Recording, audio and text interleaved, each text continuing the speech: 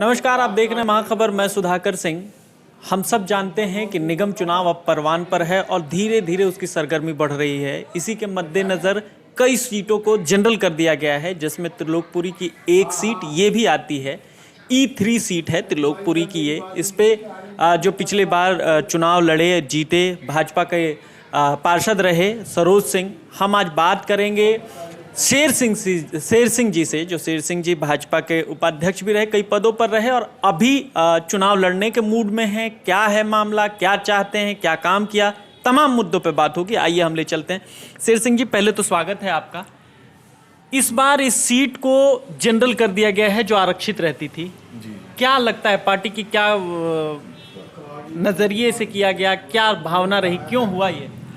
देखो, ये चुनाव आयोग का निर्णय है और चुनाव आयोग ने ऐसा पूरी दिल्ली में करा है, पर पार्टी जिसको भी चुनाव लड़ाती है जनरल प्रत्याशी को, तो हम उसको चुनाव जिताएंगे, उसके साथ रहेंगे। पर एक सवाल ये आता है कि इस सीट पे 80% SC समाज रहते हैं। अगर दलित किसी को लड़ाया जाए इस सीट पे, तो हमें इस सीट जीतने में बहुत ही अच्छी आसानी होगी, जिससे हम निकाल सकते हैं। क्योंकि जो हमारा SC कैडर वोट है वो कहाँ जाएगा? कहीं ना कहीं अभी विपरीत हवा भी चल रही है, तो उसको ख़त्म करने के लिए हमें इस सीट पे किसी SC कैंडिडेट को लड़ाना चाहिए। ये ऐसा मेरा सुझाव है। बाकी पार्टी का जो निर्णय होगा, हम पार्टी के साथ हैं। चूंकि आप SC के एक चेहरा माने जाते हैं, SC का जो भाजपा का एक विंग था उसमें आप उपाध्यक्ष भी रहे, जिलाध्यक्ष भी रहे, तो अब अगर बाहर से कोई आता है, चूंकि इस सीट पे डोमिनेटिंग है SC और बाहर से कोई आता है तो लाजमी है कि उसका वोट यहाँ कम होगा, तो ऐसे में क्या वोटर टूटेंगे?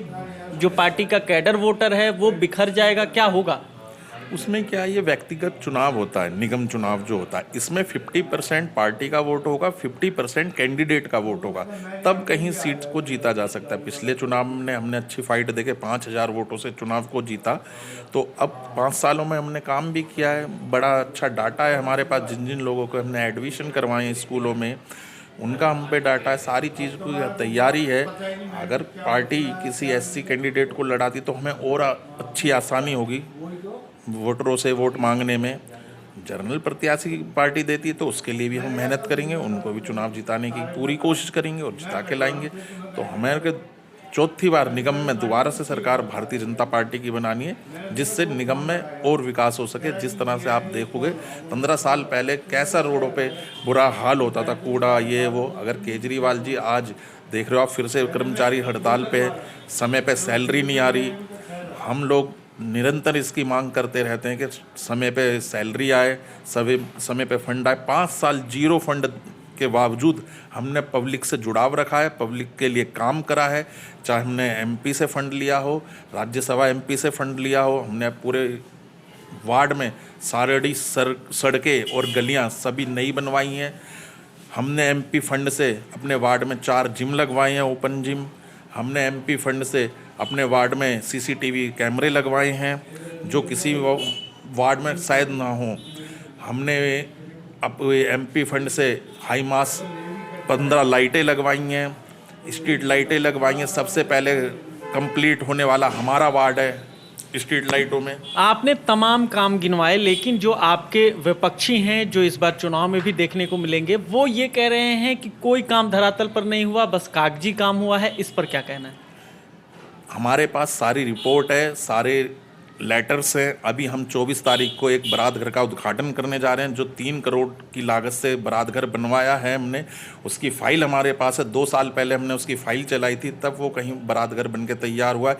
जब त्रिलोकपुरी बनी थी तब से वो बारात घर था जर्जर हालत में, गिरने के लिए। आज 3 मंजिला बारात घर हम वार्ड 3 की जनता को देने जा रहे हैं, जिससे उनको सुविधा होगी। ये सारे काम जनता को दिखते हैं कि ज़ीरो फंड होने के बावजूद हमने ये काम किया है। और सैलरी ना आने के बाद भी हमने कर्मचारियों को समझा के उनसे काम करवाते हैं, उनको आश्वासन देते हैं कि हम आपकी लड़ाई रोडों पे लड़ रहे हैं, आपकी सैलरी आ जाएगी। तब भी हम उनको समझाकर अपने साफ सफाई की व्यवस्था बनाए रखते हैं।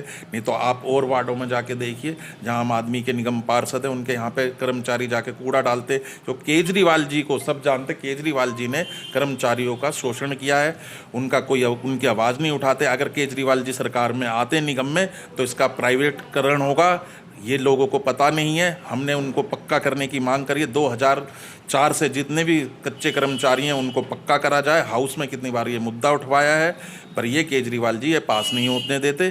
कमिश्नर इसमें टांग अड़ा देते हैं। तो अगर 2 बार जनता हमें दोबारा से पुनः जिताती है और भेजती है तो हम 2004 के जितने भी कर्मचारी कच्चे हैं, जिनों के घर में चूल्हा नहीं जल रहा, उनको पक्का करवाएंगे और उनकी सैलरी बढ़वाएंगे। एक सवाल ये कि इस बार पार्टी ने टिकट चूंकि जनरल कर दिया है तो कोई भी लड़ सकता है, इस बात का मलाल है आपको? पार्टी से इतर कोई फैसला लेंगे? नहीं, इस बात का कोई मलाल नहीं है। चुनाव आयोग का डिसीजन है, हम उस डिसीजन के साथ हैं। और जनरल कैंडिडेट भी आते हैं तो उनमें बस एक यही है कि चुनाव आयोग को ये देखना चाहिए, जहाँ जनरल जैसे मयूर विहार फेज 2 सीट है उसमें सारे लोग जर्नल हैं, तो वहाँ जर्नल को लड़ाना था। ये थोड़ा वहाँ SC रिजर्व कर दिया। अब जो SC के मतदाता ही वहाँ 10% है, तो वहाँ कैसे उस सीट को निकाला जाए?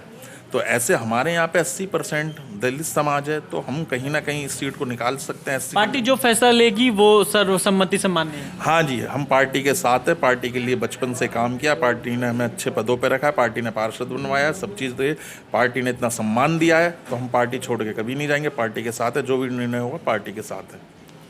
ये आप देख रहे थे, ये शेर सिंह थे और इस त्रिलोकपुरी के E3 वार्ड से पार्षद भी रहे और बात कर रहे थे। साफ साफ कहा कि पार्टी का जो फैसला होगा, चूंकि सीट चुनाव आयोग ने जनरल कर दिया है, तो पार्टी का जो भी फैसला होता है वो मान्य होगा और पार्टी के जो भी लोगों को टिकट मिलता है उनके लिए साथ खड़े होंगे, साथ लड़ेंगे और सीट को जीतेंगे।